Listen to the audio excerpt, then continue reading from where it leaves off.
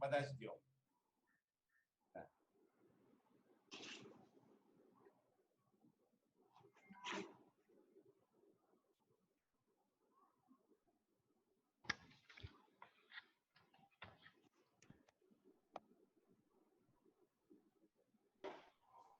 Jangan post lah begini.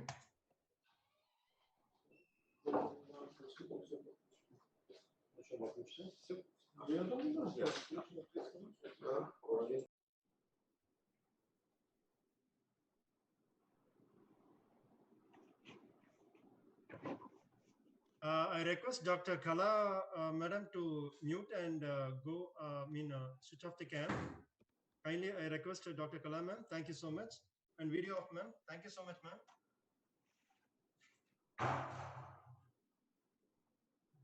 Yes, sir.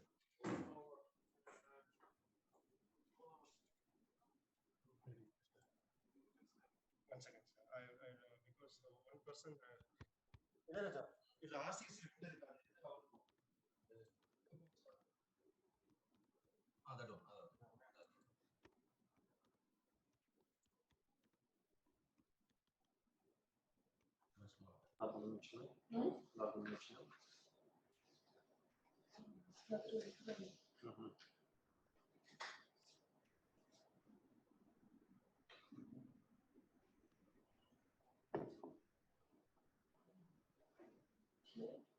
Okay, shall we start? 1 second, sir. Mr. Murli, can you hear me? We go live now. It's gonna start. Okay, you can count down. After you can give an instruction and you can start this session.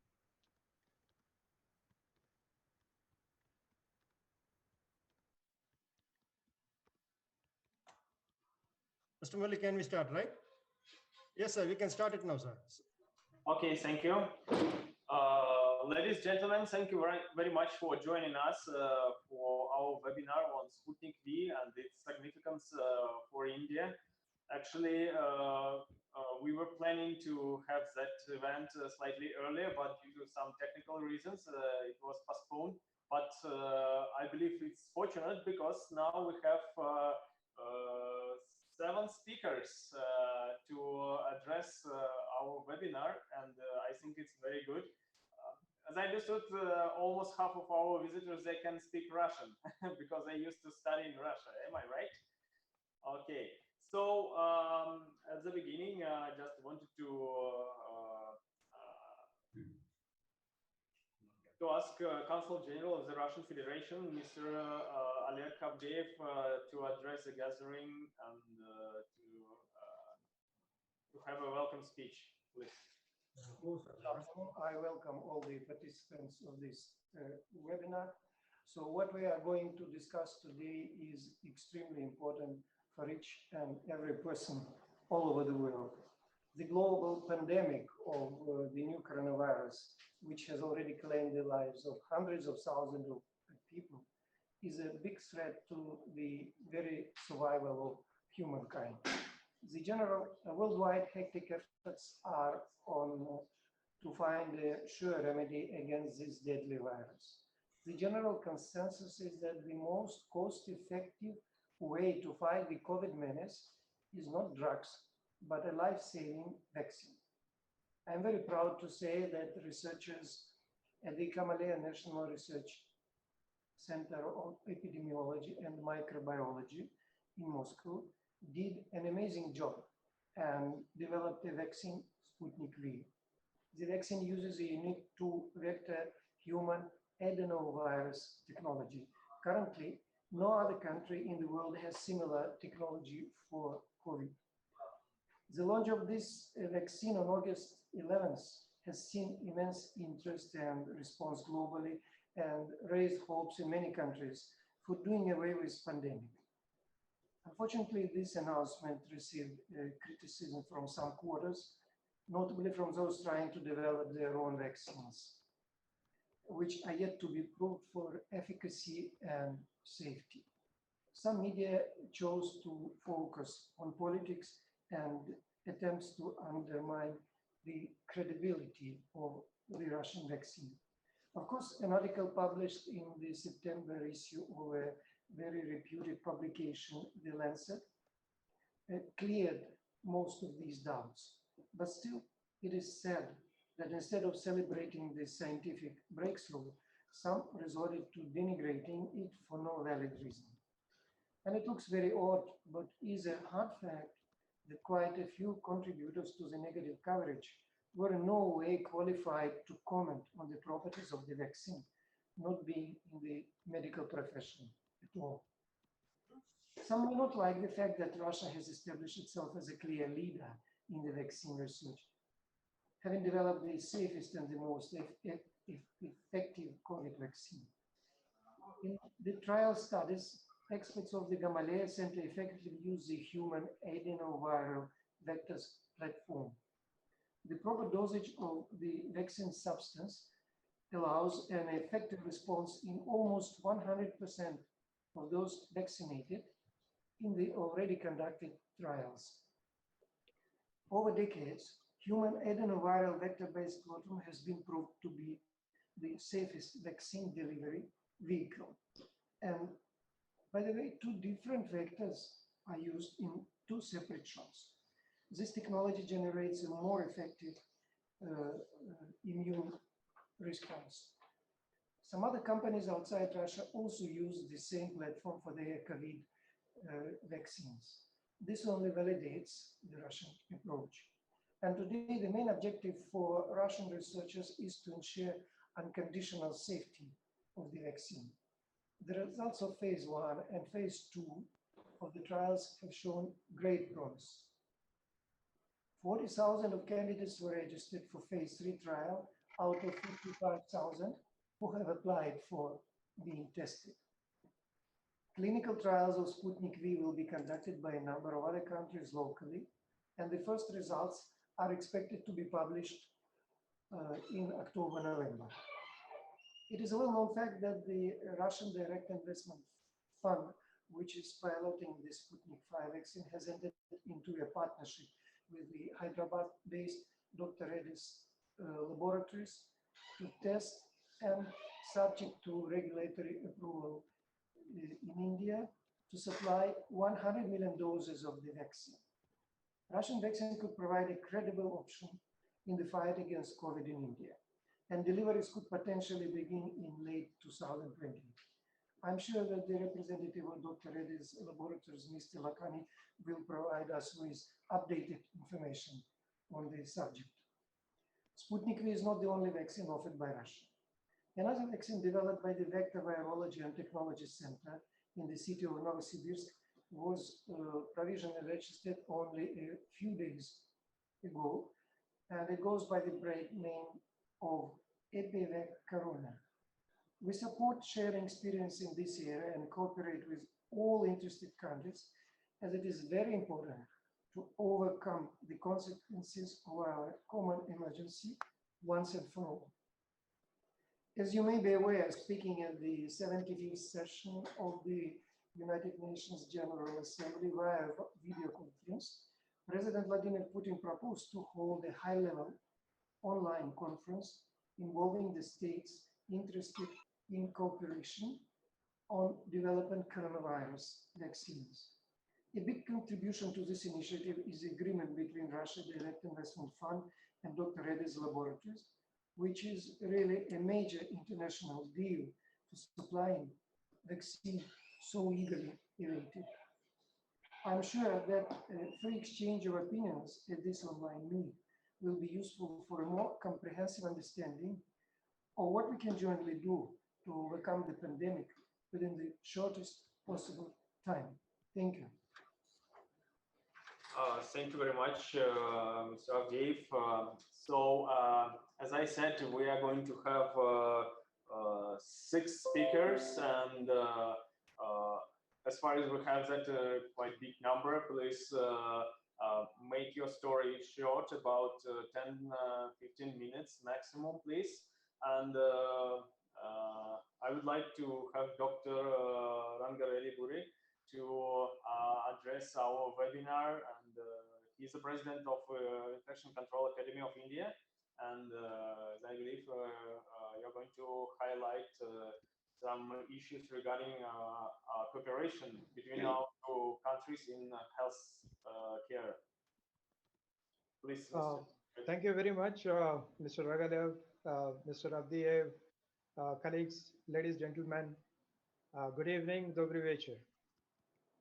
Thank you very much for inviting me to speak today on this August occasion about India-Russia strategic partnership in healthcare, which probably can provide a hope for the world in the current situation to navigate through the pandemic.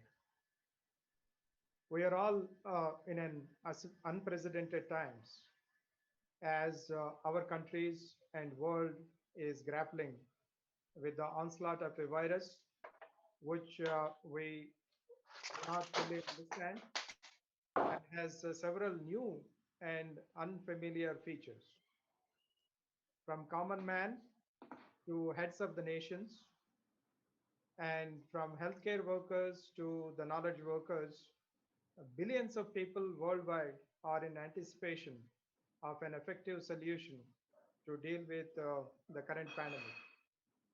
This pandemic already has shut down the countries, economies, and it is really disturbing the livelihood of many worldwide. With the case rate of almost 40 million and the fatality rate of almost 1.1 million as of yesterday, it's quite a challenge for our modern medicine and healthcare systems worldwide. You know, we continue to get alarming news from Europe. It is from yesterday onwards and day before yesterday, we had been hearing a lot of news from Europe saying that Germany is going to continue to report record COVID-19 cases, and there are new outbreaks which are prompted tougher curbs on London and curfew in Paris, and probably Belgium is going to ready stricter measures. So, you know, all in all, we are yet to see that how to avoid the second wave, especially in a highly populated country like India. Having said that, we need to move on and we need to normalize our lives. And the time has come to get back to work. We had to open our schools. We had to ensure that, you know, the lockdowns and the isolation is going to end. In order to do this, you know, we had to have a lot of infection prevention awareness among the public. We had to develop new medicines. We had to repurpose some of the probably old medicines. We had to get, definitely, as Mr. Avdiya has mentioned, we had to get safe and effective vaccines, which is the cheapest way to deal with the current pandemic. You know, recently when I was discussing, as one of my colleagues, Dr. Shamanna has mentioned, that the behavior vaccine will need to continue while we are searching for the vaccines and medicines, etc., etc. You know, if you look at the vaccines, the hope for vaccines are pinned not only just to prevent the infection or the transmission of the infection, but most vaccines, as we have seen from the trials which we have the data so far, they include a secondary outcome of decreasing the severity of the illness. And now the good news is that scientists worldwide are racing against time, racing against the clock to get the vaccine out at the soonest possible time. An unprecedented effort is underway to rapidly develop COVID-19 vaccines, with pharmaceutical companies on one side, the academic researchers, government agencies, all of them are aiming to compress into several months a process that typically requires several years. This is what has happened with our Russian colleagues. They have tried to compress the whole process of development into few months rather than taking it into several years. To just give a pointer that expert committee on biological standardization in 2016, which is under WHO, has given that human challenge trials for vaccine development is going to be the way to hasten the process of developing the vaccines and making them available sooner so that we can effectively deal with them.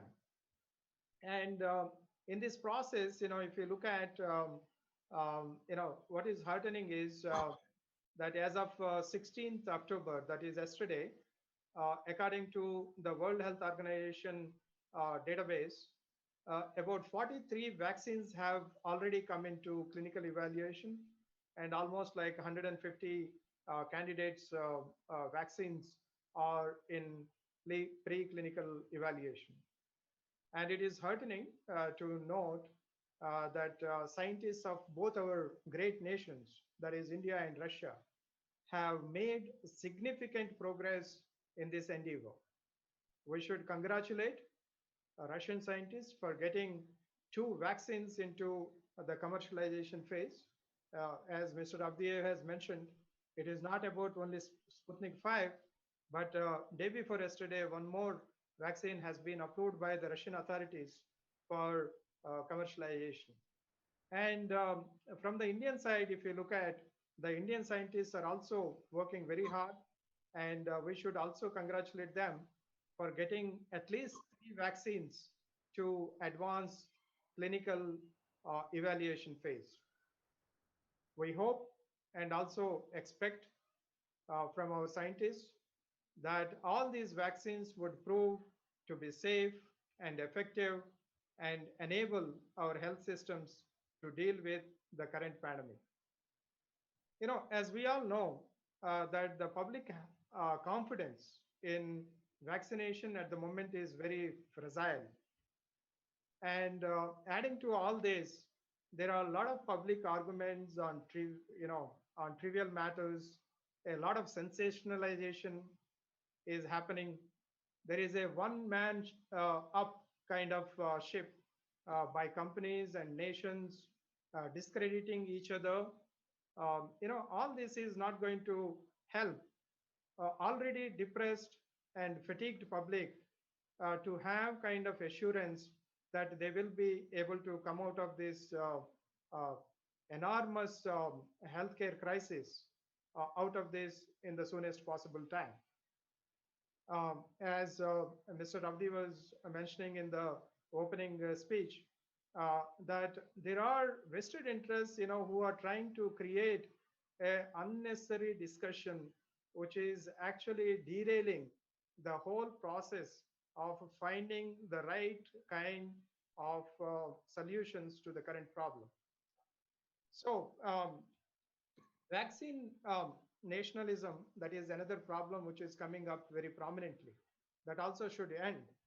And it is not that only the rich nations are going to have access to the vaccines, and only those populations in those countries would be protected from the current crisis. But there had to be a kind of equitable distribution of this vaccine in order to ensure that the people worldwide are going to have an equitable kind of access to these life-saving vaccines. COVID-19 vaccination programs will succeed only if there is widespread belief that available vaccines are going to be safe and effective, and that policies for prioritizing their distribution are going to be equitable and evidence-based. So, having closely worked with both Indian and Russian scientists and medical community, I am hopeful that the critical decisions like evaluations of data on vaccine safety, efficacy, and deployment of COVID-19 vaccines will be done, giving a lot of importance to transparency scientific integrity, and public trust. Sputnik V, coming from one of the world's leading research institution, that is Gamaleya National Center for Epidemiology and Microbiology, which was founded in 1891, gives us a lot of confidence. The center has a solid foundation and scientific rigor as its tradition. Looking back into the history, it was world's second vaccination station for rabies in the 20th century itself. And those days, it is to deal with very effectively deal with epidemics of cholera, diphtheria, and typhus, and it has organized many mass vaccination campaigns during the Soviet time. The center currently runs one of the unique virus libraries in the world, and it owns a vaccine production facility. I do not have the details. Probably my colleague, Dr. Lalit, probably would be able to talk on that more. But in recent times, if you look at the center has successfully developed two vector-based vaccines against Ebola fever in order to contain the Ebola pandemic a couple of years back, which has been coming again and again into the world, using the adenovirus vector platform. And also it has used adenoviral vectors to develop vaccines against influenza, against Middle East respiratory syndrome, etc., etc. Now, the Sputnik V, I guess, is a continuation of that long tradition of vaccine developmental work, which Gamaleya Institute has taken up very proudly. The collaboration between Dr. Reddy's and Gamaleya Center, in my opinion, is going to open new avenues for collaboration in biotech space between our countries. India and erstwhile USSR, thereafter its successor Russian Federation, have been enjoying a very special and privileged strategic partnership which covers political, trade, economic, scientific, civil nuclear energy, defense, space, cultural cooperation, etc., etc. The COVID-19 pandemic seems to be necessitating our both sides to look at it as an opportunity to extend this partnership in life sciences also. The current crisis provides an imperative to deal with the emerging and re-emerging highly contagious infectious diseases. As we all know, COVID-19 is not going to be the last pandemic. We are going to encounter more and more of these zoonotic infections, which have the potential to turn into epidemics and pandemics. As far as our countries are concerned, we have an existing vehicle and a platform in the form of India-Russian Intergovernmental Commission, which probably could consider pandemic preparedness and vaccine development for joint research by working group of experts in the field of biotechnology, virology, epidemiology, and infection prevention. I am certain such collaboration between our great nations will make a huge difference to public health, not only in India and Russia, but also globally, because our countries do care about what is happening in the world, not only what is happening to our populations. As an infection preventionist, I do hope this is going to be a true Sputnik moment in medicine for all of us. Thank you very much for giving this platform and also giving this time to speak. Thank you very much, and I will be very open to any questions which may come from the audience. Thank you once again. Thank you very much, Mr. Angarelli. It was a brilliant description of our cooperation, and I truly hope that it would be very fruitful in the future. And you just slightly mentioned some historical aspects, and on this topic, I would like to invite Dr. Rajiv Raj.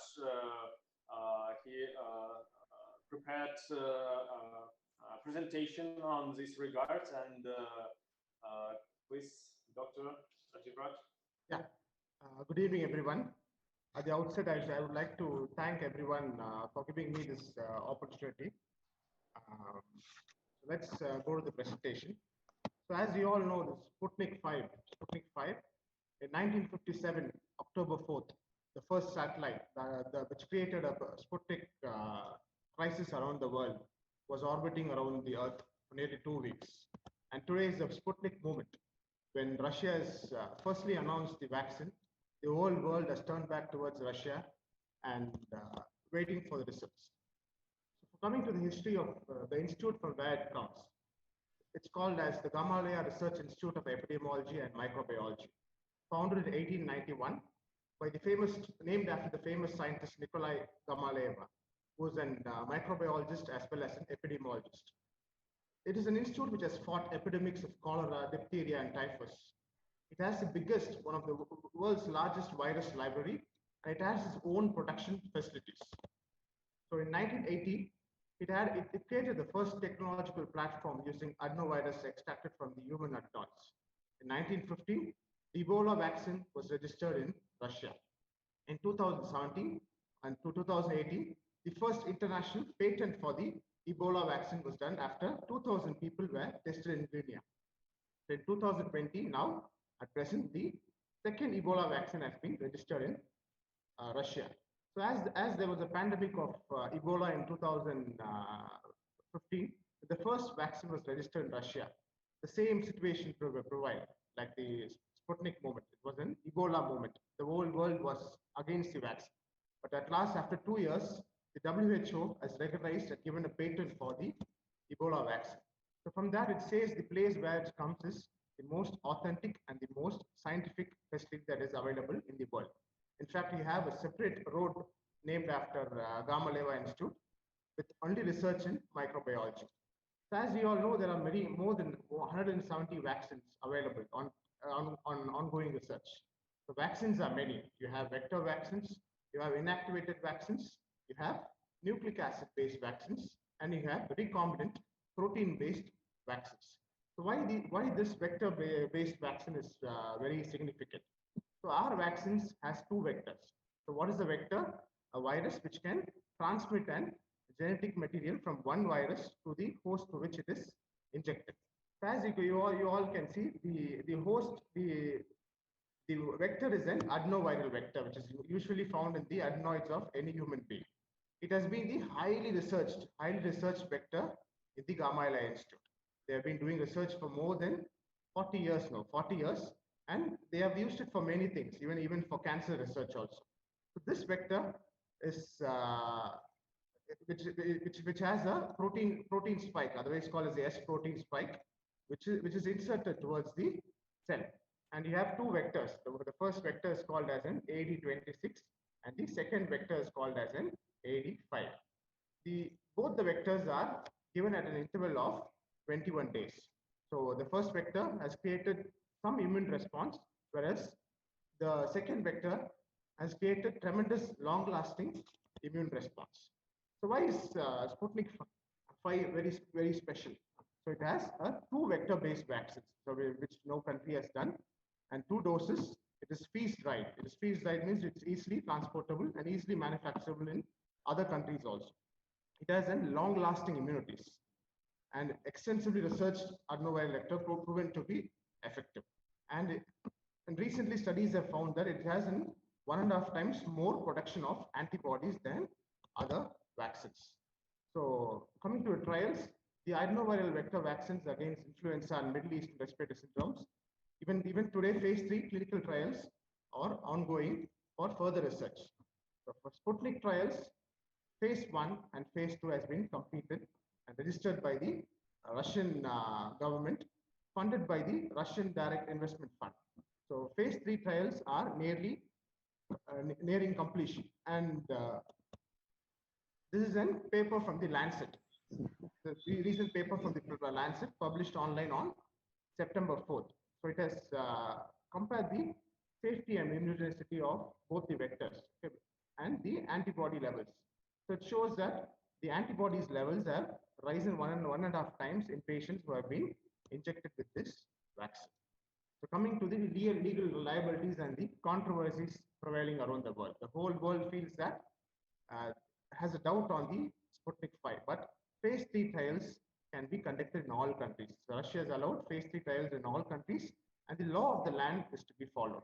So you cannot conduct a trial just like that. Whatever is the law of the land, that has to be followed, and mass production in the country of trial as per the protocol. So to conclude, Sputnik V is promising with scientific evidence and research, safe based on vast experience in clinical trials. Mass production and mass vaccination is the key. Global acceptance and cooperation is necessary. At last, it comes from Russia with love.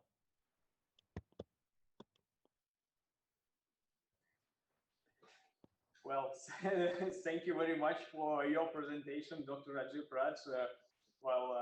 From Russia with Love, yeah, it was quite good addition to your presentation. Yeah, thank you very much for that historical and input from you. Just wanted to mention that all the questions will be asked at the end of our session. So, if you have some media, please do identify yourself and your media in our chat, and then you will be able to ask your questions. So I would like to invite next speaker, Dr. Suresh Kumar, to address our webinar, please.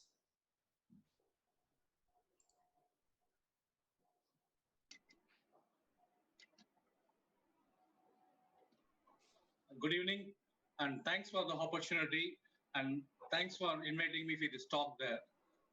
I hope the first questions in the Zoom meeting is my slide is visible? I'm audible? Yes. Yes, good, thank you.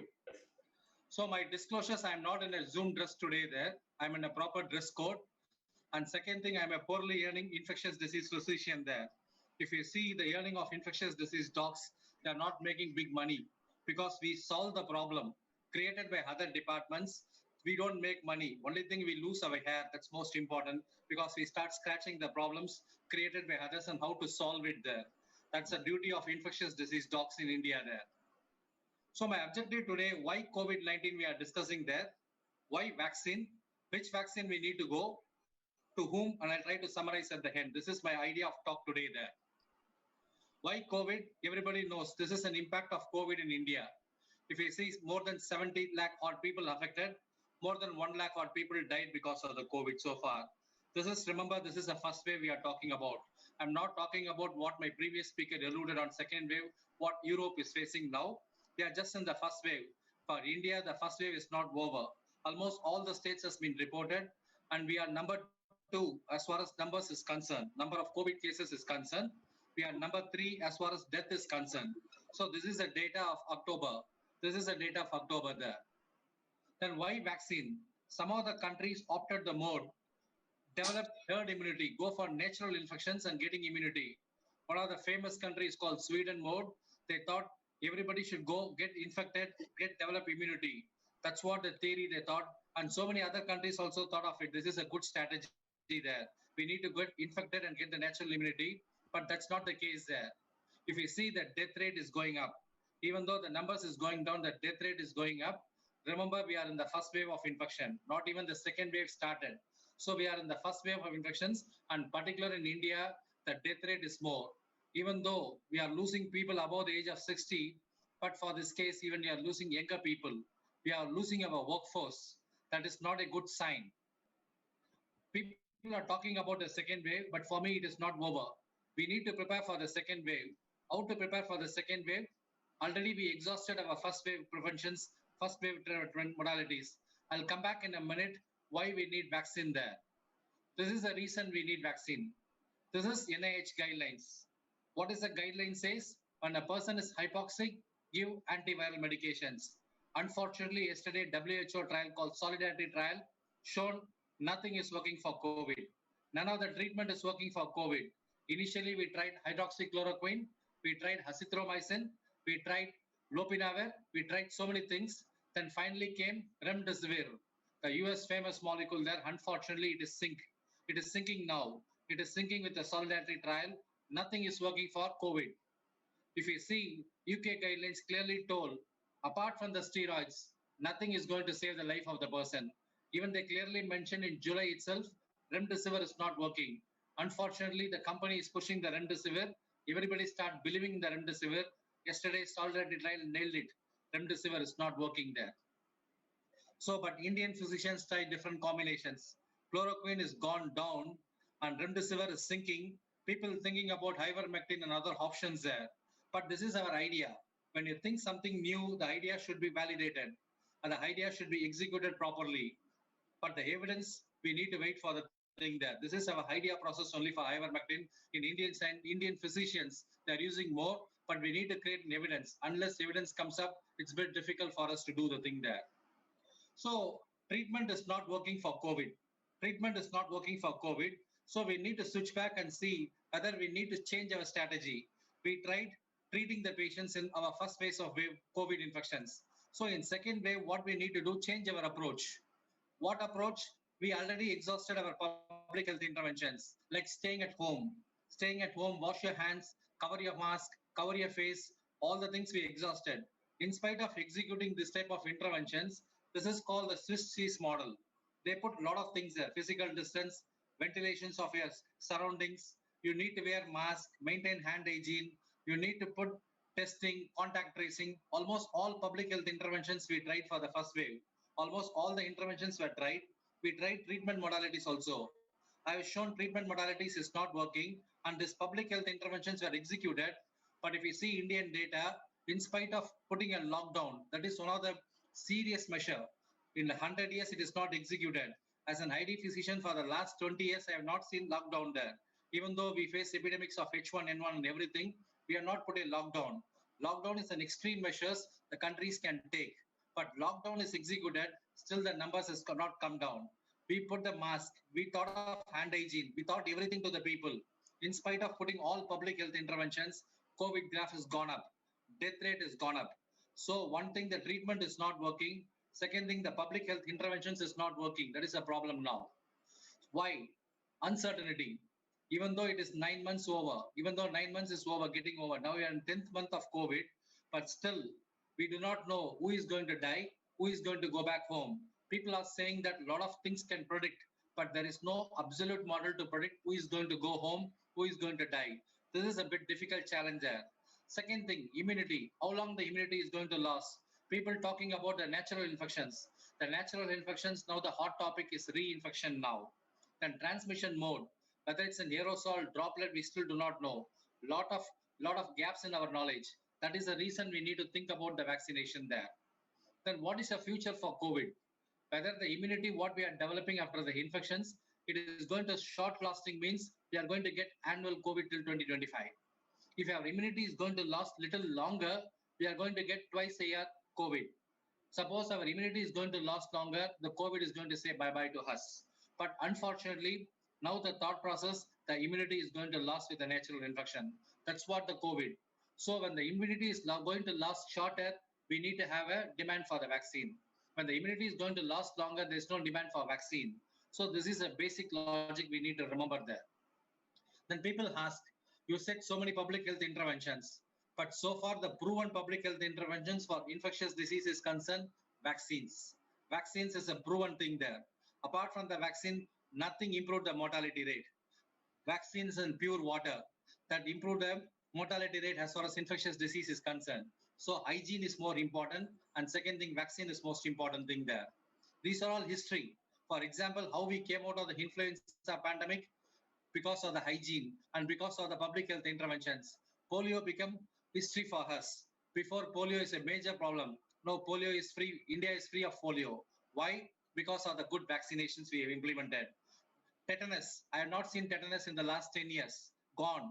All because of the vaccines. They made history. Hopefully, with the good vaccine, COVID also become a history for us in the future. That's what we are hoping for it there.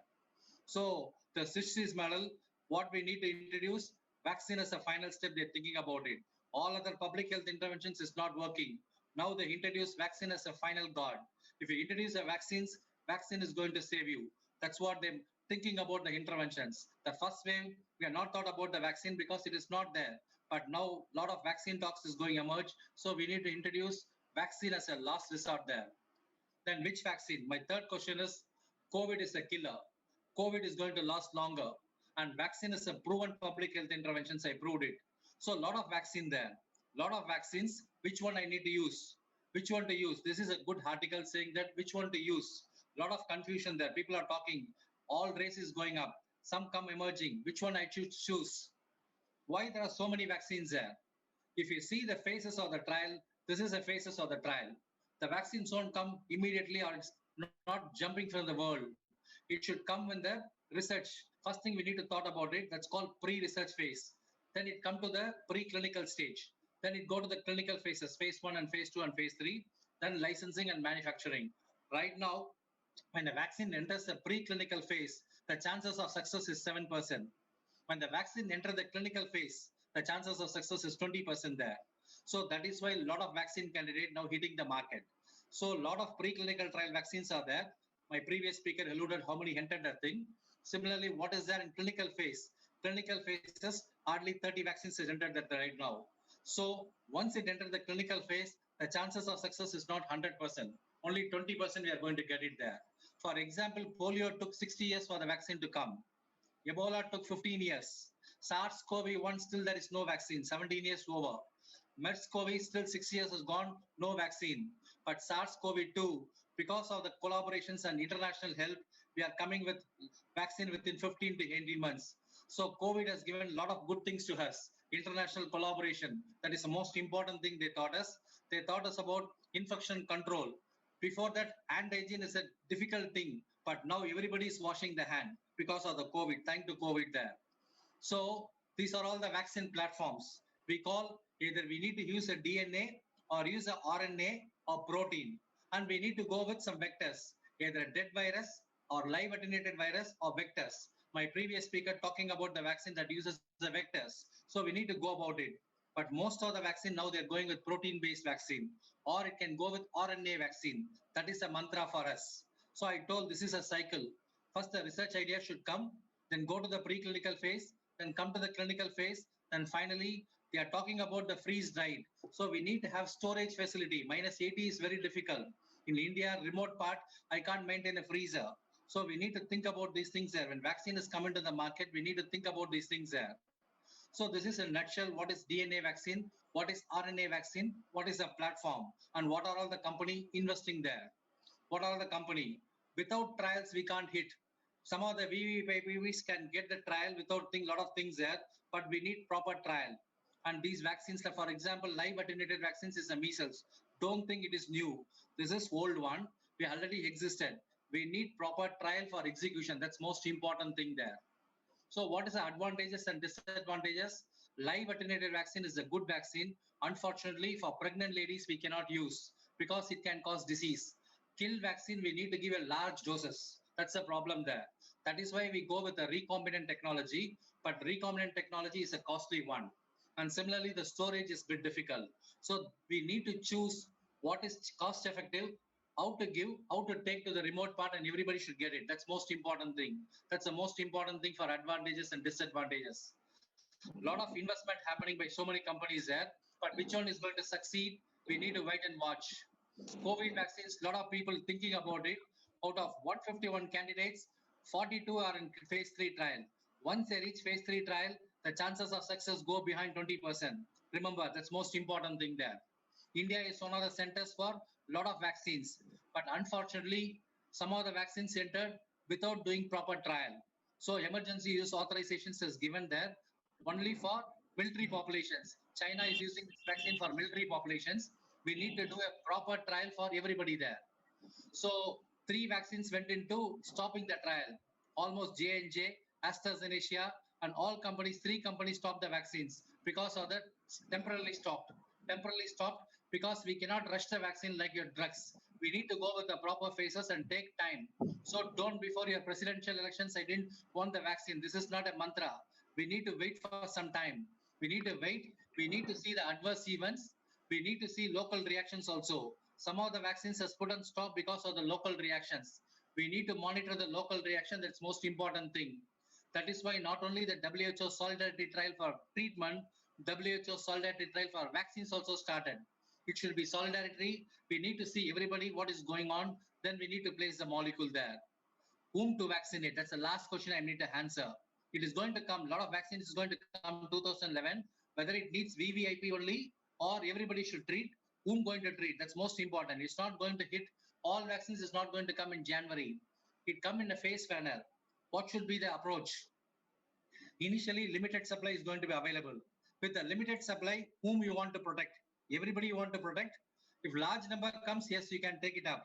In the limited numbers, which populations? Healthcare worker is a target we need to attain. 58 million healthcare persons are there. Then sick patients, key workers, people are on front line. People on front line like agricultural job, they need to face it. People in high risk category, 3 or 4 comorbid conditions, they need to prioritize. So whom should give vaccinations? We need to have a prioritizations. We need to have a prioritizations among the healthcare persons. Nurses is the more important. Doctors has come. Then other healthcare professionals is also linked there. Essential worker means food, transportations, education staff, energy, law enforcement people, even military people there.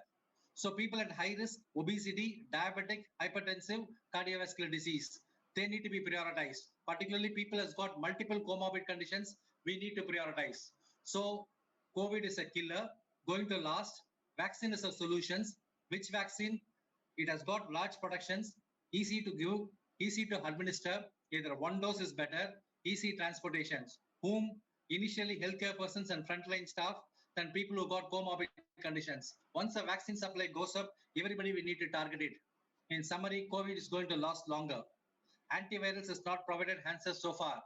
Vaccines is the way forward. We need to prioritize. We need to prioritize. That's most important thing there. We need to put investments. Unless you investment in the science, it is not going to be the solution. Clearly put, Jeremy Farr clearly told, yes, we need to invest in money in system, in science. Unless you put in money in science, you are not going to protect your people there. Unfortunately, Google, if you search for adult vaccinations in India, this picture comes. Adults are giving vaccination to the people. They are not taking vaccinations. Fortunately, COVID taught me adult vaccinations. COVID taught me hand hygiene there. COVID taught me adult vaccinations. Now, adults also thinking they're supposed to take vaccination. Thanks to COVID. I thank sincerely COVID for this, creating the knowledge. People are talking about remdesivir. Now people are talking about Sputnik there. Game is changed from remdesivir to Sputnik. Everybody is looking forward for Sputnik V there. So I don't want to stand on a way. I got a small startup that educate the people. That is lasting longer. Usually Chinese products won't last longer. Fortunately, it is lasting longer. We need to find a solutions. I sincerely thank the opportunity. Thanks for overshooting my time. Thank you. Thank you very much, Dr. Suresh Kumar, for your comprehensive description of the COVID situation in India and worldwide. Actually, I'm deeply impressed. Thank you very much. And as for now, I'm expecting to get some insight information on Sputnik V vaccine from Dr. Lalit Lashwani. Are you with us? Yes. Yes. Thank you. Thank you so much. Yeah, so I'm sharing my screen. Yes, sir. We are audible and you are visible. Yeah. Can you see my screen? Yes. Sir. Yeah. So I will briefly talk on Sputnik V vaccine. What is the vaccine and where we are? So this is a 2-component vaccine. It is already talked about. The first component is 26 adenoviral particles, which are given into 10 to the power 11, 1 plus or minus 0.5 multiplied by 10 to the power 11 viral particles are administered as a single dose. That is component 1. And this is adenoviral vector 26. The component 2 is adenoviral component 5, which is again given in the same dose of 1 plus or minus 0.5 into 10 to the power 11 adenoviral particles are given. How these are given? These are given as intramuscular injections at day 0 and day 21. That is 21 days apart. So this is briefly about what are the two components, how these are administered. Coming to this next slide, so technology. So I think this has already been covered shortly. I'll just emphasize on this point. We all know that we are using two vectors. While we see other vaccine platforms, no one else is using two vectors. So what is the advantage here? So it is very important for the participants to understand that there is a unique advantage of using heterologous vaccination by using two vectors. So first of all, what is a vector? Why we are using a vector? So vector here is an adenoviral vector. It is used as a carrier of the SARS-CoV-2 glycoprotein as genome. Because genome is polymerase genome is the base actually against which antibodies, which will generate the proteins and against which antibodies will develop. But we will require a vehicle or carrier to inject this genome into the cells. So these vectors which are being used are adenoviral vectors. Now there is a library of vectors and there are different type of adenoviral vectors. There are human adenoviral vectors and then there are other species adenoviral vectors. What we are using here is human adenoviral vector, and then we are using two vectors. Now other companies are using one vector. Why are we using two vectors? So for example, CanSino is using only adenoviral vector 5. Well, there are other companies like J&J. They are using only adenoviral vector 26. And then we also know AstraZeneca. They are also using adenoviral vector, but it is not a human adenoviral, it is a chimpanzee adenoviral vector. So why we are using two vectors? Why other companies are using one vector? So there is an advantage that we all will need to understand. Because adenoviral vector itself is a virus, it will also generate antibodies. So when we are giving first the vector 26, there is a possibility that a human body will generate antibodies against the vector itself. And then when on day 21, we give the same vector again, then the antibodies that are developed against the vector itself will actually reduce the immunogenicity of the first dose. Or indirectly, if I say, it will reduce the efficacy because the antibodies have been already generated because of the first dose, so it will reduce the efficacy of the second dose. So efficacy or immunogenicity in response to the booster dose, that is the second dose, can be reduced if you are using the same vectors in both the doses. To overcome this advantage, what Sputnik V has done, it has used two vectors. Initially, the priming will be done by vector 26. So it will give a strong immunization response, and then boosting will be done by vector 5, adenoviral vector 5. So even if there are neutralizing antibodies which are developed against the vector for adenoviral 26, they will not be interfering with the response of the booster dose of adenoviral 5. So this is an advantage which uniquely only Russian Sputnik V vaccine has. So we have to be very mindful of this advantage. Now coming on to the also other advantages of this platform.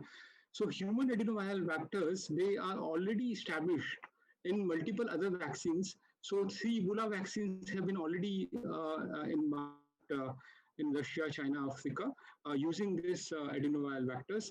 Not only the vaccines, but even we know that these vectors are also used in gene therapies in cancer.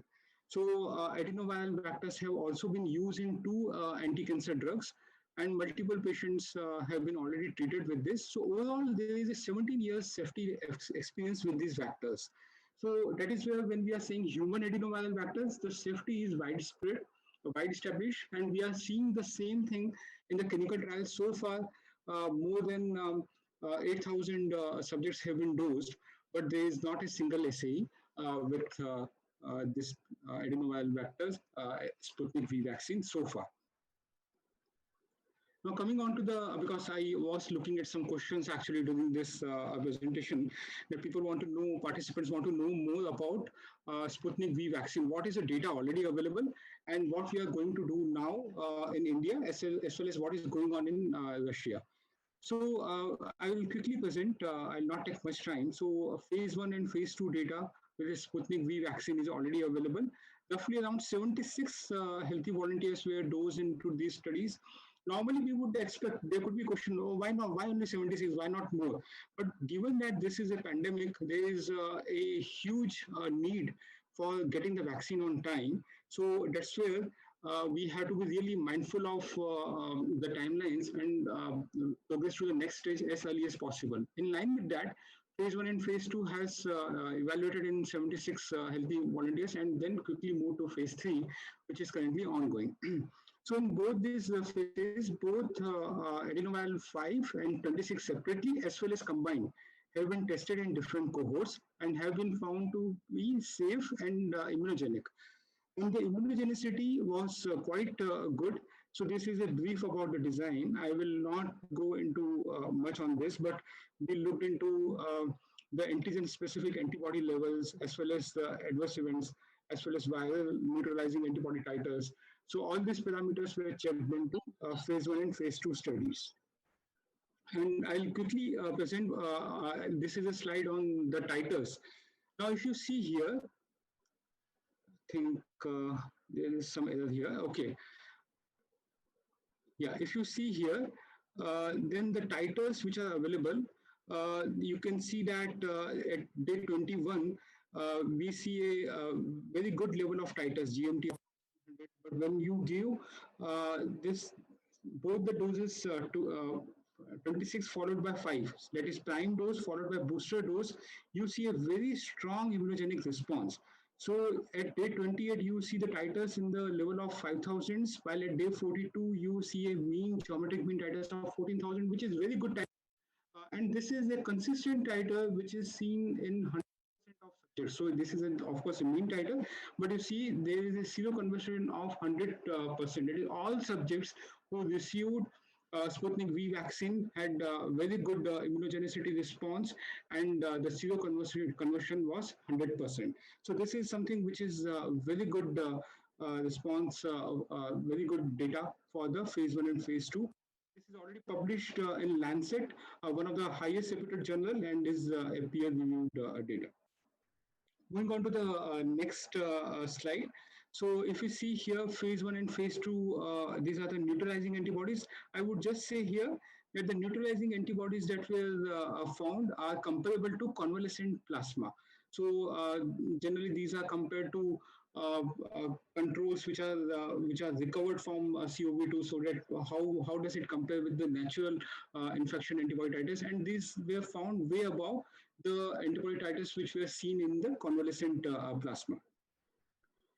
Moving on next, so overall we would say this we discuss on the immunogenicity. On safety part, both there were two forms. One was frozen as well as other was lyophilized. Both were well tolerated, safe and well tolerated, and you see the adverse events were mostly mild, and they resolved without any sequelae. Moving on to what we are doing now. So now we have to see what trial is ongoing in Russia. And I think there is some, so what trial is ongoing in Russia? So Russia, there is a multicentric clinical trial which is going on with 40,000 subjects. It's a trial in huge number of subjects, 40,000 subjects, where the primary endpoint is based on preventive efficacy. And the second, it's a placebo-controlled trial, and the secondary endpoint will, of course, be adverse events as well as seroconversion as well as the antibody titers. Already in this trial itself, as per the update on yesterday, more than 7,500 subjects have been already dosed in this trial till yesterday, and the safety, there are no SAEs so far. Only we see adverse events which are mild in nature, mostly mild in nature. Only there are very few AEs which are moderate in nature, not even severe AEs. No serious adverse events, no severe AEs have been reported in this trial in the subjects dose so far. So overall, this trial is going very fine, and we expect to see the initial results of the from the interim set of day 42 in November. So this is a brief on the trial design. So as I said, 40,000 subjects are planned in this study in the randomization ratio of 3:1. And other than the efficacy assessments, the immunogenicity assessments are planned at multiple time points, and there is a follow-up up to day 180. So this trial will definitely give us that the vaccine works up to day 180 post the first dose.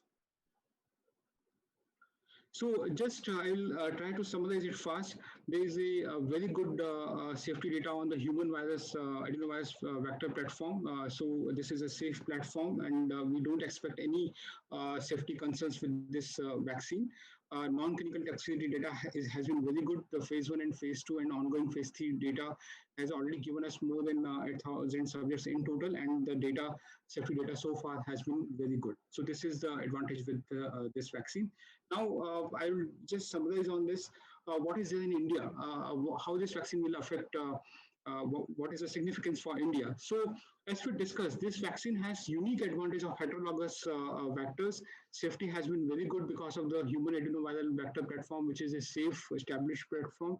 And in India, the disease burden, I need not again state the disease burden is huge. Nearly every hour, we see 3,000 more subjects are being added. And these are the COVID positive subjects. And this is what we are seeing is that's the tip of the iceberg. The actual infections are much more, which are milder, which are not reported, and there are also asymptomatic cases as well. And those are also leading to infection of other individuals. So, so far, more than 7 million cases, more than 1.1 lakh deaths are there in India already. So, in a nutshell, we need a very effective and safe vaccine, but in a timely manner. It's very important to get the vaccine in a timely manner. So, with Sputnik V vaccine, we have a potential of providing early access of vaccine to 100 million subjects, and this is a collaboration between the RDIF and Dr. Reddy's, and this 100 million subjects have been committed for Indian subjects. And this vaccine has already received emergency use authorization in Russia. In fact, this was the first vaccine to receive the emergency use authorization in any country. And the technology platform has been the most safe platform that has been used. And also there's a technology advantage of heterologous vaccination that has an advantage of greater efficacy also. And the safety from ongoing trials of 8,000 subjects is excellent. What we are doing in India, so the group wants to know what we are doing in India. So only yesterday we got approval to conduct the adaptive phase 2 phase 3 clinical trial in India. What it means is we will be initially doing 100 subjects in phase 2. We'll be presenting the safety immunogenicity data up to day 28. And then based on that safety immunogenicity data of 100 subjects of day 28, we'll be moving to 1,500 subjects phase 3 study. And the phase 3 study, we will be doing an interim analysis at day 42 and then a final analysis at day 180. So this is in brief the phase 2 phase 3 adaptive design that we are planning in India. And yesterday we have got a successful NOC approval to conduct this trial, and we are going to start this trial very soon in India. Thank you so much. I'll be happy for taking any questions. Thank you very much, Dr. Lalita Lakmani. So it was a very good insight on this developments of vaccine 5, and well, actually, we just received some news from Russia that Drugs Controller General of India gave permission for conducting phase 2 and phase 3 trials of vaccine B in India. So now all the problems were solved, and yes, you're going to start trials. So congratulations. Okay. Thank you very much. And next speaker, I would like to ask to address our webinar is Dr. Arona Chalam. Yes, thank you very much for coming to Russian Cultural Center. Well, it's a pleasure. It was a pleasure to speaking to you, and now we are all ears. Please, the floor is yours. That was a proud moment for Russian Medical Graduate Association of Tamil Nadu. We really dreamed of this day when our members will sit in Russian Medical Graduate, Russian Center for Cultural and Science Activity in Chennai to interact with our Russians more. And today it happened that only I could sit here, but I can see my Russian Medical Graduate Association members are with Russia, the Federation of Russia, in a crucial time to launch their vaccine, to recognize their vaccine across the world and first in India. I want to welcome you all in Russian. Здравствуйте, многоуважаемый консул господин Oleg Avdiev, заместитель консул Юрий Белов, директор Российского центра науки и культуры, замконсул Геннадий Рогалев, также другие гости и дорогой мой Ранга Редди, мой младший курсник и выступающие. Примите мои поздравления, дорогие врачи из российских медвузов, друзья из прессы. Я думал, что здесь будут они тоже. Я благодарен всем вам за то, что мы могли сегодня собраться и обсудить проблемы, которые затронули весь мир. Мне приходится несколько сказать о российском вакцине Спутника. My warm greetings to one and all who are participating in this webinar, Sputnik V and its significance to India. This is a fact that world in COVID-19 pandemic needs a cure badly, if not a vaccine at least, the earliest to return back to normal life as in January 2020. Corona World Meter, a new clock which runs uninterruptedly from 20th March, with every second add a new COVID patient and loss of world citizens because of it. Around 4 crore sick people from COVID-19 and 11 lakhs of life vanished from globe within 6 months so far. Treatment with a magic medicine to kill SARS-CoV-2. Novel coronavirus is expected to eradicate the virus from the world, as it is a virus of IT era, information technology era, artificial intelligence era. We have to surrender to nature once again in a century. There is no medicine to kill or eradicate the cunning COVID virus. 8 months now so far, it mutates to be more virulent and more vibrant and non-stoppable across globe. Hence, naturally, the world looks at a great medic with a magic band or wand called vaccine. Around 200 vaccines are on the roll to study and research. It's not easy like the press thinks. The experienced old monks or rishi or siddha of the world who can have some concoction and give it to every citizen of the world immediately from the scriptures of the Siddha or Ayurveda. Science has certain rules. As you all know, this year, Nobel Award for Medicines went to the 3 medical researchers who worked hard since 1972. They started their journey, and in 1997, nearly 3 decades after, they got hepatitis C virus, and now it's curable one. But for COVID-19 pandemic, the vaccine research started from March itself, and isolating the virus and studying the genetic materials and its mutation all over the world. The World Health Organization and universe want is first 1 shot, if it is possible with single shot, preferably efficacy, 50 to 70% immunity if it can create in your body, then they want to approve it. More antibodies to fight and kill instantly the virus, prolonged memory of antibodies in the body to fight ever the virus. That is the long-standing memory cells to be long for a vaccine. These are all the efficacy-wise what they want. safety without major side effects, storage, easy to store and distribute. I think I'm consolidating whatever the previous speakers have spoke.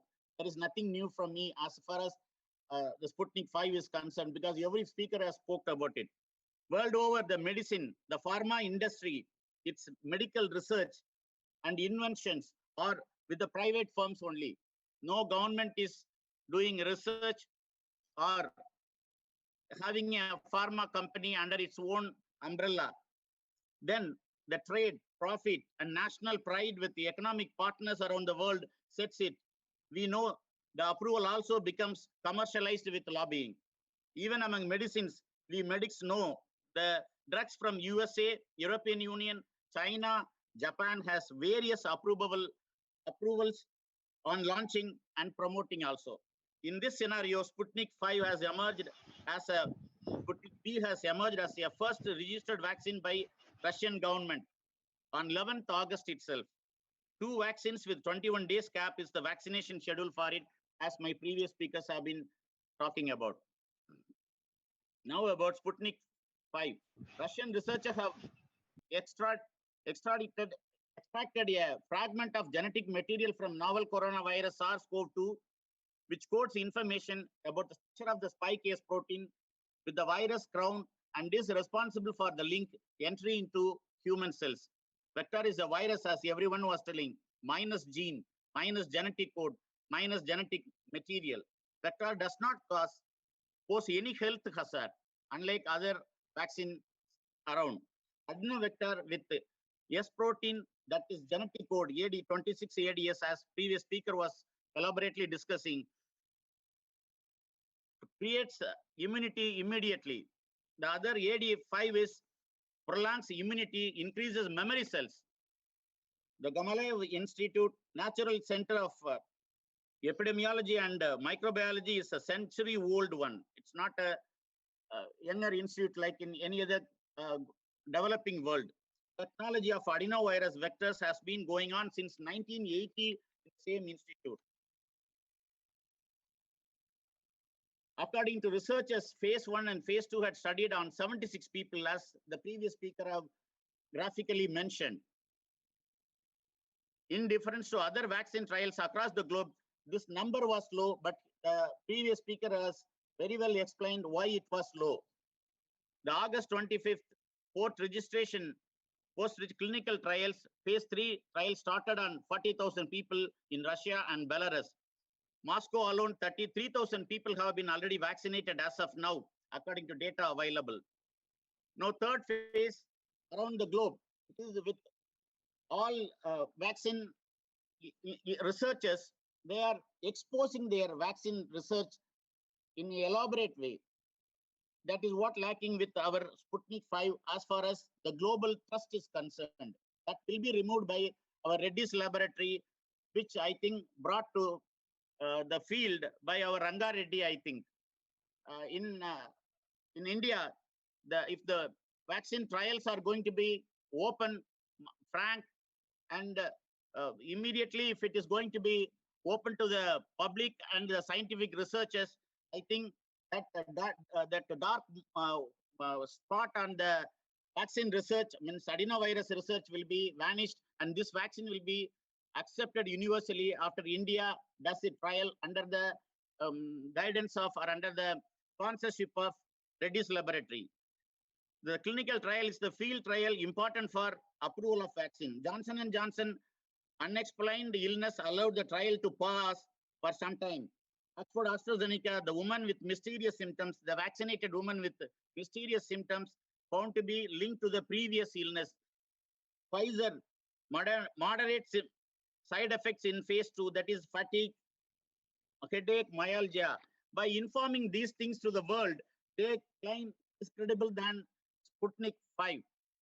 Advantages of adeno-associated vector-based vaccine production. It is strongly immunogenic, stimulating both humoral and cell-mediated immune response and immunological memory. That is what Sputnik 5. It can carry multiple antigenic epitopes. It does not integrate into host cell DNA chromosome, indicating less chance of mutagenesis. These are the advantages our vaccine has over the other vaccines around the globe.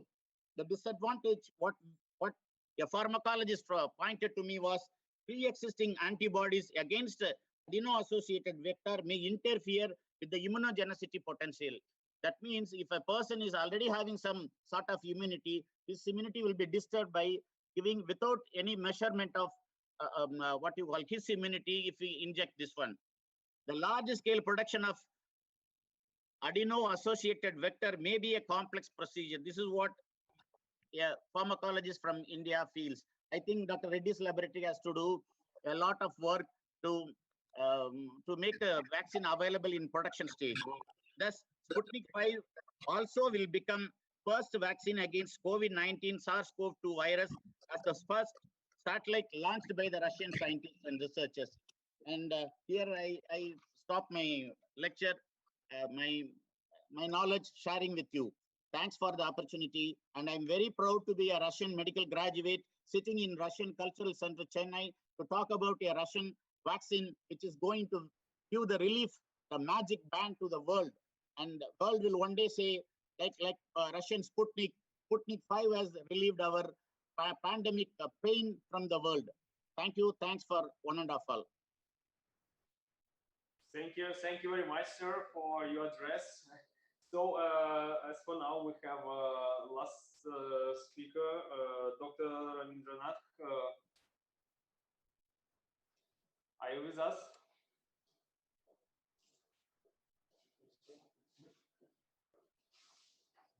Ravindranath, sir. Yeah, just a second, trying to connect him.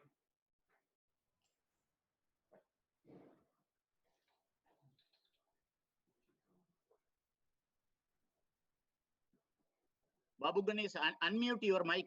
Unmute your mic, Babu. Sir, Dr. Ravindranath, sir. Sir, Dr. Ravindranath.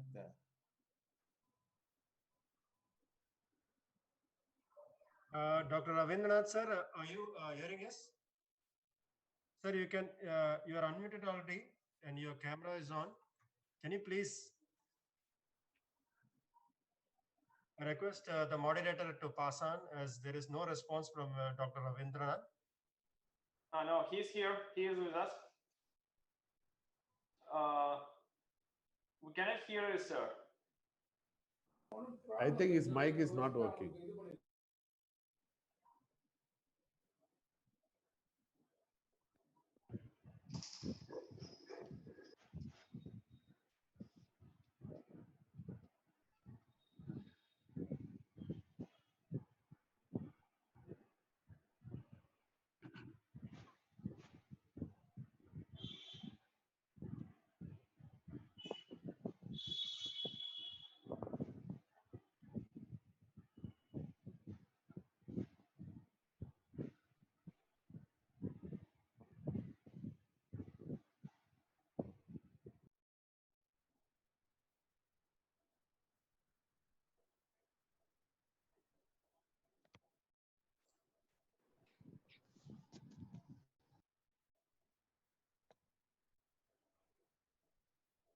Still, there is no sound, sir.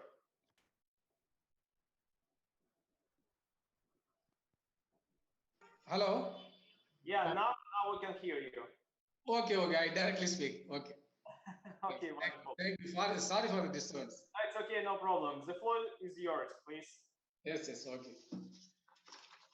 Respected Consul General of Russian Federation, Chennai, respected Vice Consul, Russian Consulate employees, friends and media friends, my dear colleagues and friends, good evening to everyone. My previous speakers, they have reduced my burden, so I will directly go to other issues. I don't want to go into science and technology issues of Sputnik V vaccine. So dear friends, science and technology should be for the people, not for the profits of corporate houses. Science and technology has transformed our lifestyle.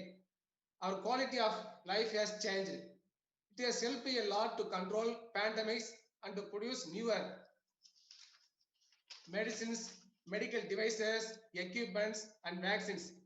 It should be used for people, but unfortunately, it has become a tool in the hands of reactionary forces, corporates for exploitation and making huge profits. Vaccine research, production, and supply have become a multi-billion-dollar business across the world.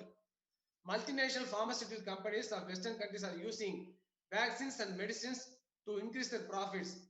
They see the Sputnik V as a competitor and spoiler of their profits.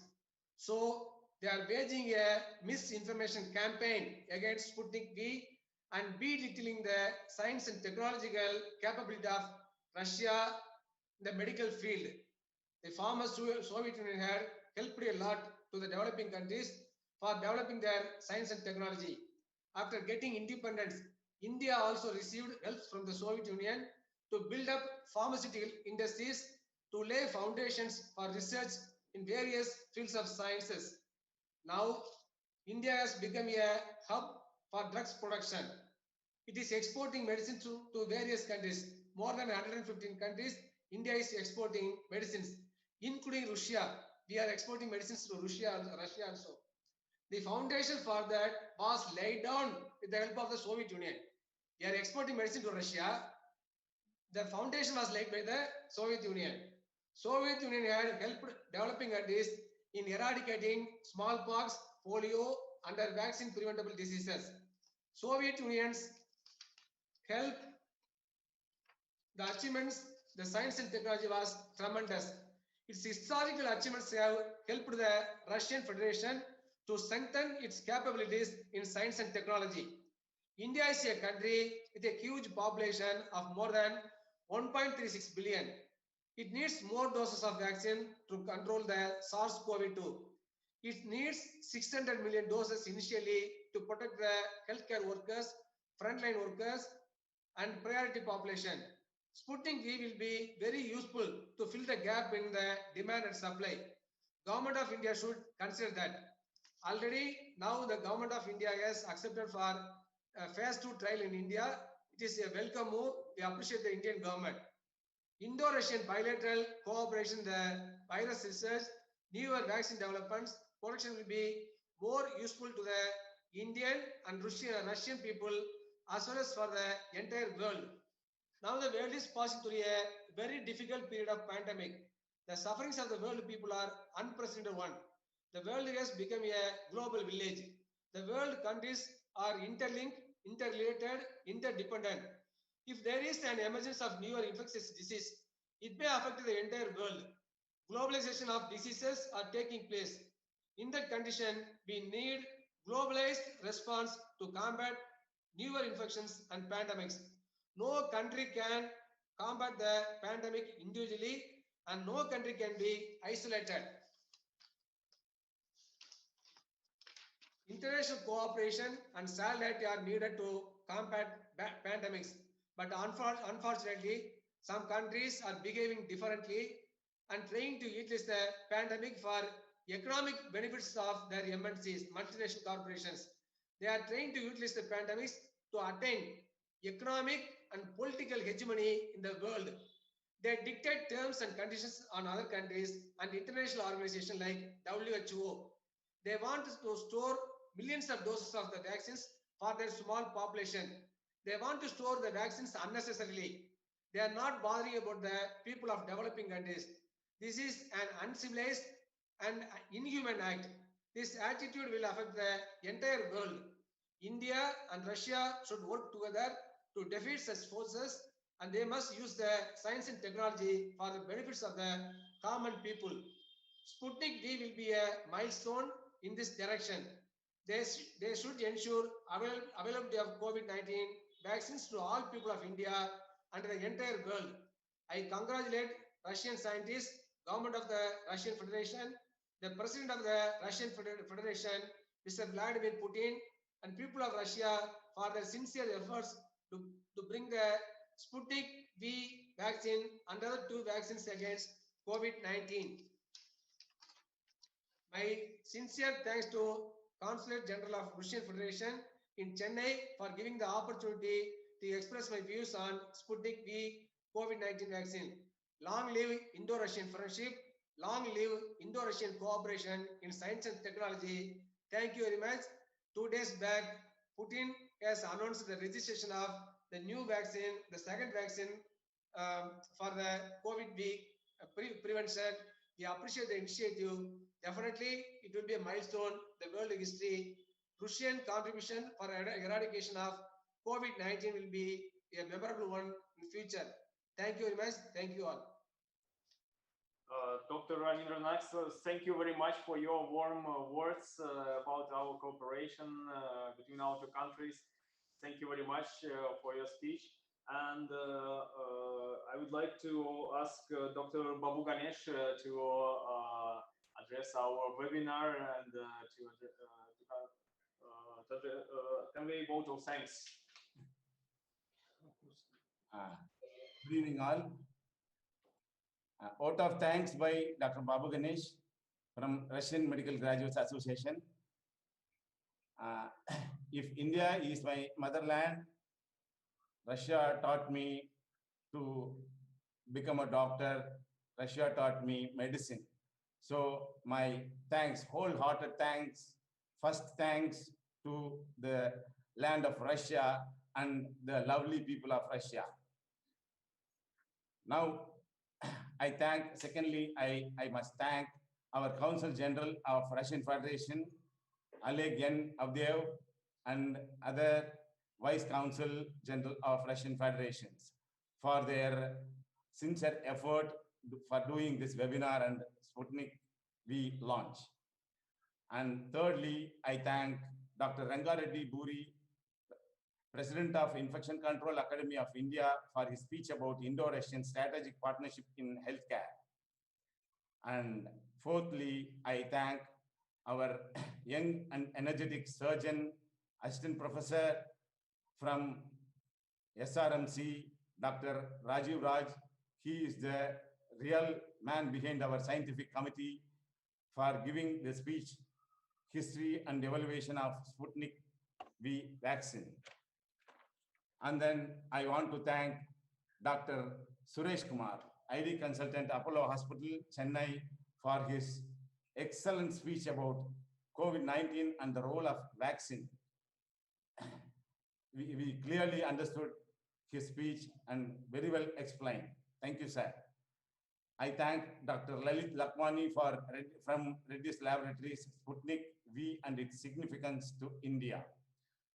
And then my thanks goes to Dr. M. Arunachalam from Minsk, our senior, super senior and founder president of RMGA, and now the mentor and the guide of all RMGAs, for his excellent speech and outline on Russian vaccine Sputnik V. And my special thanks goes to Dr. Vijay Alagappan, one who is now doing this coordination work, the new General Secretary of RMGA, Russian Medical Graduates Association.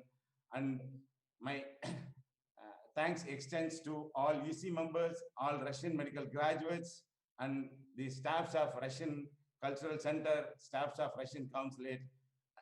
And my special thanks to Dr. Ravindranath for giving his speech. And thank you all for making this webinar a grand success. Thank you very much. Thank you very much, sir.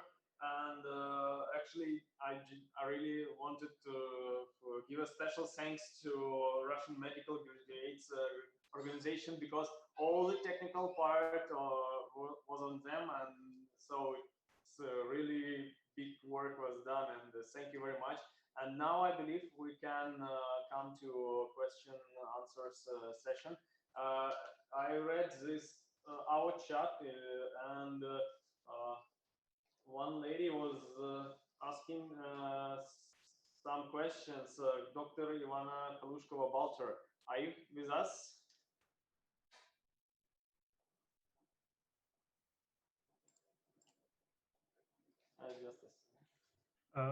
You want me to unmute her? Yes. Yes, sir. Yes, sir. I believe she can ask one question at least. She's the most active messenger. She has raised her hand. Please give her the voice.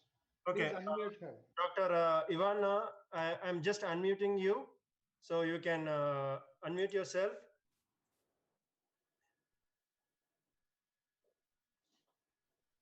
The floor is yours.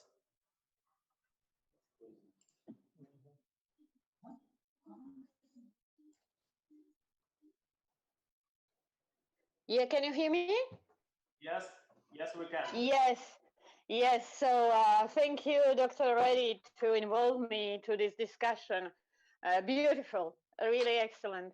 I do believe that it's Sputnik, but not only about the Sputnik, given my perfect knowledge of the high skills of the Russian science and both Indian science. And there are a lot of qualities, and I think this is the best and perfect start point to make a cooperation even more in depth. And I am an ID physician, I am based in France. Я говорю тоже на русском языку, и это поздравляю всех.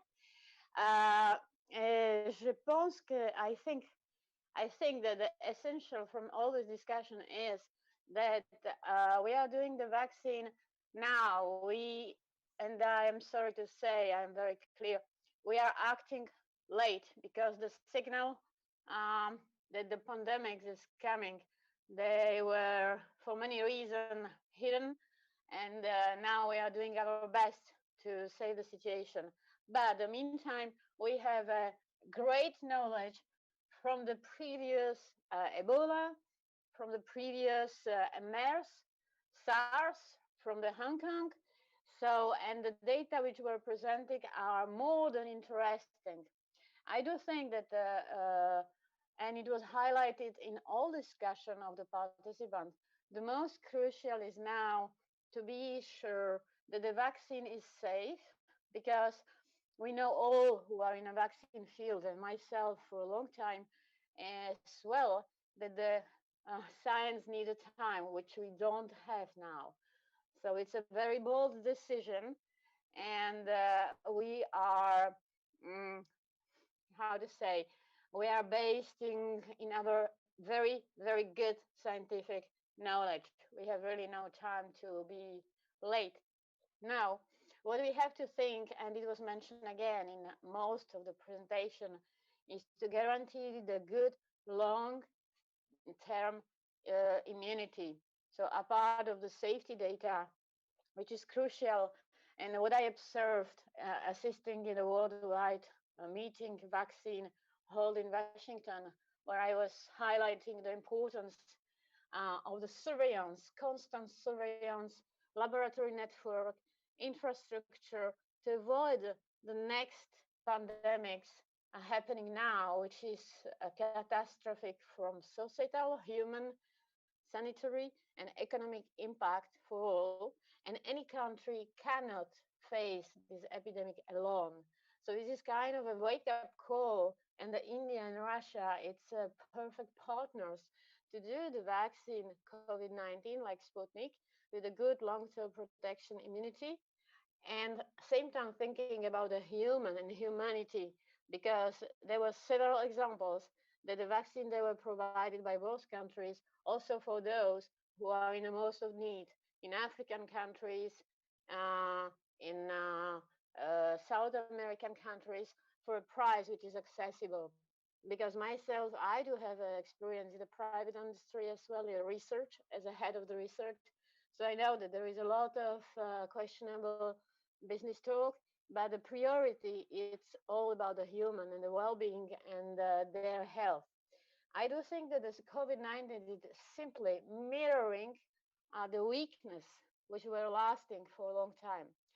So, and I don't want to expand on this. I spent several talks worldwide now about the surveillance, preparedness, anticipation, and cooperation. And this is a perfect starting point because India and Russia share many, many, many common points. And it's not only about the science, high level science, it's about manufacturing capacities, and it's also about mm, human kind of thinking to be aware to who we are going to target, to who, when the vaccine will be available, and also to know perfectly the basic immune status, because we all know that it's not COVID-19, it's a consequence and over-inflammatory reaction which is completely uncontrolled, which is causing the IRDS and all the severe reaction and fatal death, where it seems that the several factors, not only diabetes, obesity, but also the deficiency of the interferon type 1 plays a role. So as someone mentioned in the talks, the basic immune status and the particularities of the countries and the particularities of the individuals are essential. In the meantime, this is a general message. There is a lot of non-COVID cases which are completely left apart, like cancer and so on.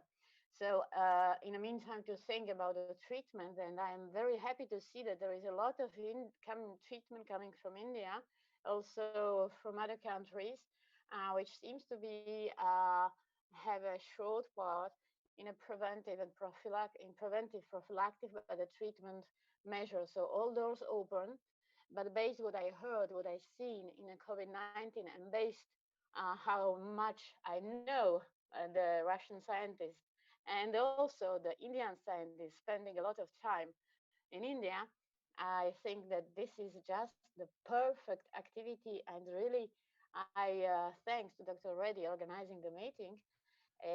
Поздравляю всех на русской стороне тоже, что это началось, это только началось. Это будет очень-очень продуктивная кооперация. In English, so I do believe that this is a starting point, which was absolutely needed. Yeah, definitely, definitely. Thank you very much. If you have any questions, you can. I put all the list of my question, and it's addressed to all with some notes and remarks and maybe some buzz or information, because I do speak a lot about the COVID-19. I'm aware about all of vaccine, all of treatment, all of diagnostic and pitfalls in a COVID-19. And unfortunately, I'm aware that we were late. Unfortunately, we failed, and we are doing our best now to catch up. There are countries who did better in management. There are countries who did worse in management. And I do think in a better future that we will do better, that we will avoid any upcoming crisis, which could be worse, which could be anthrax, which could be variola, where no one is immunized. I think there are a few questions coming in the chat box. Maybe Dr. Lalit, you can take a question. How long is the protection offered? That is one question, which is being asked. Specifically about Sputnik. Yeah. As of now, we have the data up to day 42 protection. The antibody levels are very good up to day 42 from the phase 1 and phase 2. But we'll have to test as we go further. In the current trial, we are testing up to 6 months protection, day 180 protection. But this is in the clinical trial. This is in the clinical trial, and on the theoretical basis, we are expecting a protection up to 2 years. Up to 2 years, but then we will only be testing up to 6 months in the next clinical trial. Thank you very much. There are, of course, multiple other questions, but I think most of it is coming from the safety perspective, right? Although you have shared a lot of data on that, based on we know that you had been in touch with Gamala Institute almost on a daily basis for last 2-3 months. So probably as a doctor and also a clinical scientist, so what is your independent view on the stage 1 and stage 2 data, which you would have probably reviewed very thoroughly, very broadly, so that it can summarize the presentation what you have done? Yeah. So briefly, I can say that we evaluated the data from phase 1 and phase 2 very thoroughly, as you said, and now we have the data coming in, which is of course a blinded data, but we have data coming in from phase 3 study also, which is ongoing in Russia. Overall, what we see that this human adenoviral vector is a very safe platform, and we see that in AEs also. Most of the AEs that we see, these are mild AEs, and some of these are related to the secretion of flu-like symptoms, which could be related to the placebo group having contracting the infection also, and could be some other viral infections also. And these are mild symptoms, mild AEs, and we are only seeing in 80 to 90% of cases, we are seeing only mild AEs from the current phase 3 data that is getting enriched on a day-to-day basis. And all these AEs are getting resolved spontaneously without any further intervention. So that is the good part. We don't see any immunological AEs or any severe AEs or any serious AEs. So far, we have no serious advertisement in for any subject in the entire program of Sputnik V, which is very encouraging. And we don't expect also these kind of AEs in our further program, given that this platform that on which this vaccine is based is already has been there are vaccines which are already been given to more than 30,000 subjects in the past for Ebola, for MERS, and they have also used similar platform. Similar platform has also been used into anti-cancer genetic gene therapies, and there it has been given in further 20,000 more subjects. So overall, roughly in nutshell, we see that there's a long history of safety of the platform, and the data from the phase 1 and phase 2 on safety is very good. And what kind of AEs we see with other competitive companies, we already know there was an AE of transverse myelitis with one partner, and then there is an unexplained illness with another competitive company. Those kind of AEs we have not seen so far in our program, and we don't expect also to see. Well, I think, I can go on asking, one more question probably, which is in the minds of a lot of people who had been reading a lot and, viewing a lot from a lot of Western media and also partly Indian media, is that one of the biggest accusations, which is coming against Sputnik vaccine is that the phase 1 and 2 trials which were conducted, there are very small number of subjects which are taken into the trial. Is there any thought from Dr. Reddy's side in order to kind of build that gap, while going ahead? Yes, absolutely. So, the point here is if we would not have been in such a pandemic, this is one of the great emergencies that we are in. So, we have to move very fast. That is the probable reason that the number of subjects were less. And while if you see currently their phase 3, it is 40,000 subjects. So, and this data, the interim data of day 42 will come only in, we see in November, this data will be there. So in November, what we are saying, okay, if phase 1, phase 2 were only 76 subjects, in November it will be 40,076 subjects. So you will be having so much bulk of data. Just to save time to move quickly into phase 3, those steps were taken, and these are actually for the betterment of the population by large. If you can introduce a vaccine on a mass population level early, it has a much bigger population advantage in comparison to waiting for the stepwise trials and doing it on a later date. For Dr. Reddy's also, the trial that we are going to conduct in India, this is a sizable bridging study which will include 1,600 subjects. It will include 100 in the first phase 2 part of the adaptive study. It is an adaptive design. Now it is also in the news, adaptive phase 2/3. So adaptive part will include 100 subjects. And once we see the data of these 100 subjects up to day 28 safety data, and then we'll move to the phase 3, which will be further 1,500 subjects.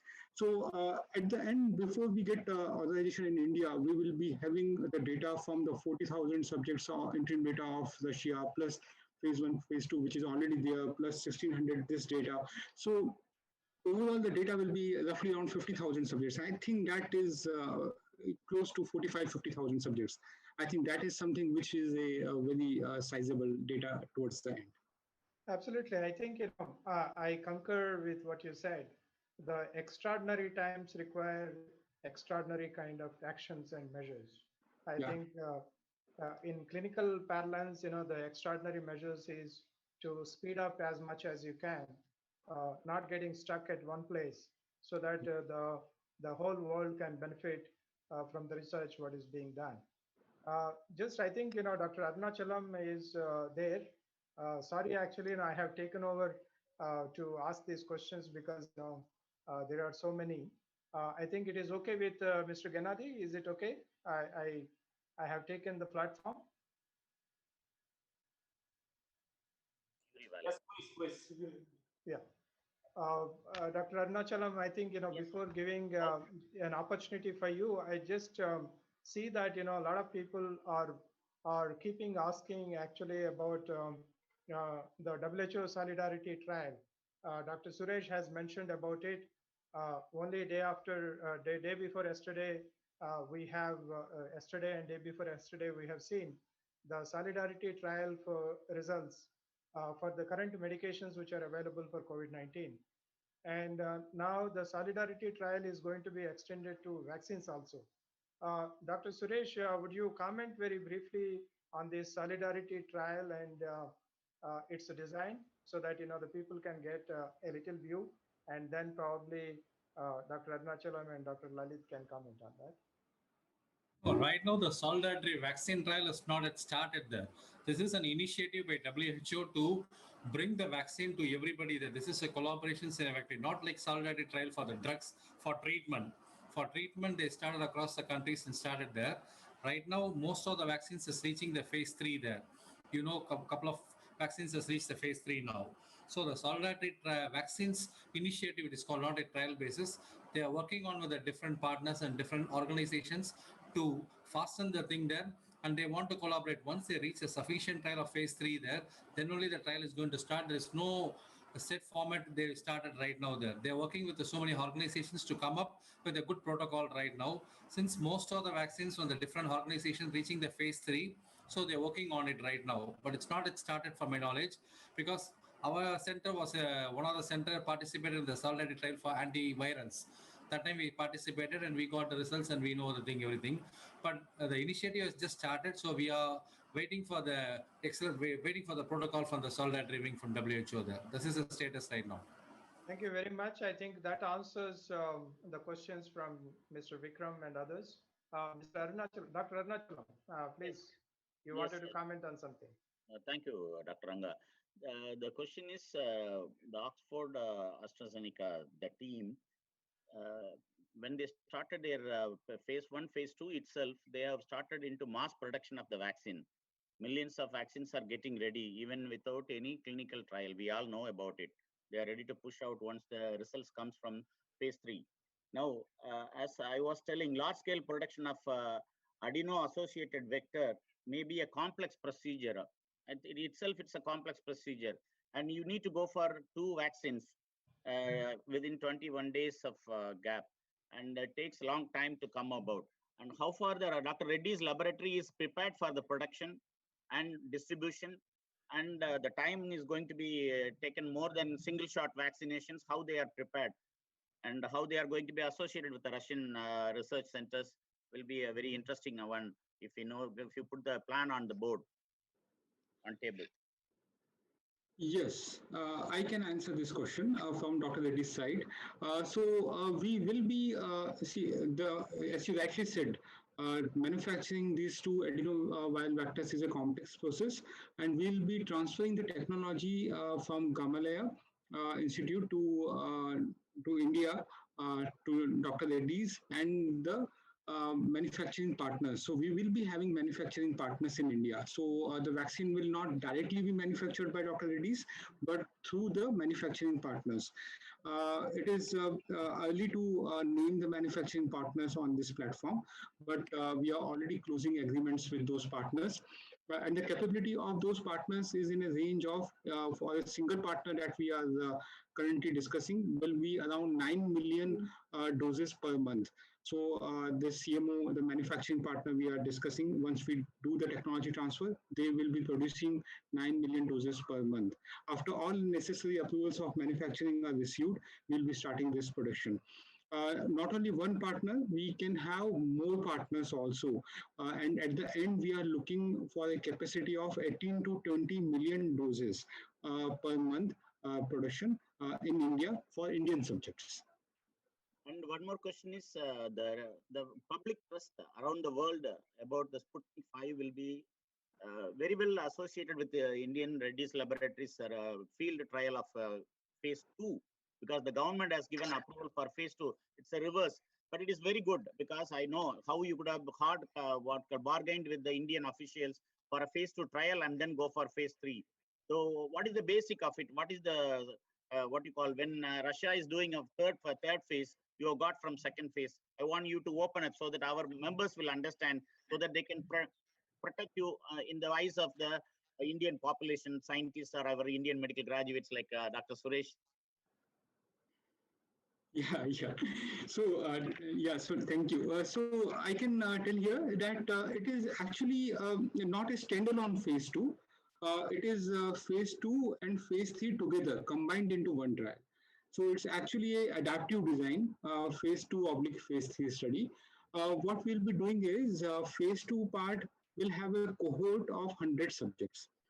And we will be giving the 2 doses, day 0 and day 21. And then after day 21, 7 days after the second dose, we'll be collecting all data. So it is actually day 28 data, all data, including the safety data, also immunogenicity data. So we'll be collecting titers also. And all this thing will require a few more days to collect and compile all this data. We'll be compiling all this data. We'll be going to 2 organizations in parallel. One is DSMB. DSMB will look into all the safety data. Immunogenicity data will also submit to DCGI. And DCGI has agreed to do a fast track review. And once we receive a go ahead from DCGI, then we will be progressing to the phase 3 part of the trial. We have received a combined approval of 2 and 3 in one trial. So it is not standalone phase 2. We will be then progressing straight away to phase 3 without going into a separate trial. This phase 3 will include 1,500 more subjects. And they will also have parameters of safety, immunogenicity, as well as efficacy as a secondary parameter, because efficacy is taken as a primary parameter in the key trial, Russian trial. Here we are bridging it as in the secondary parameter. And all these parameters will be collecting at multiple visits. 5 visits are there up to day 180. But in between, we will be doing an interim analysis at day 42. So we have an immunogenicity cohort of 375 subjects out of total 1,600. So when this immunogenicity cohort is complete, 375 subject cohort is complete, we'll be collecting all the immunogenicity data, safety data. At the same time, we'll be having data for roughly around more subjects on the other clinical parameters. Roughly 50% data will be there in the interim analysis, and the time point will be day 42. And this will be somewhere around March 2021. Phase 2 will complete in just November, December time frame. We'll be going to phase 3 November, December time frame only. By March, we will be having all the data.